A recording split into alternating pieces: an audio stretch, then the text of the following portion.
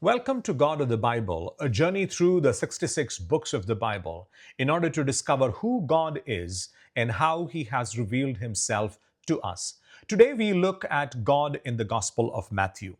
The Gospel of Matthew is the first book of the New Testament and provides us a connection between the Old Testament and the New Testament. Matthew presents Jesus as the promised king, the fulfillment of Old Testament expectations. Writing primarily to a Jewish audience, Matthew repeatedly shows how Jesus fulfills prophecy, revealing a continuity between God's promises and the fulfillment of those promises.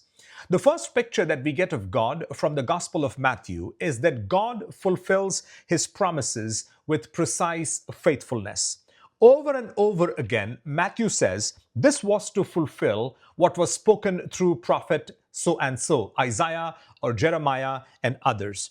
God is not vague or approximate in His plans. What He promises, He brings to completion, often in ways that exceed human expectations.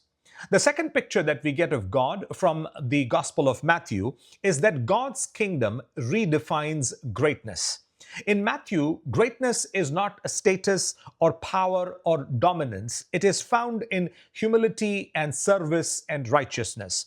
Jesus teaches that the greatest are the least and the first are the last. The Beatitudes redefines who the blessed people are.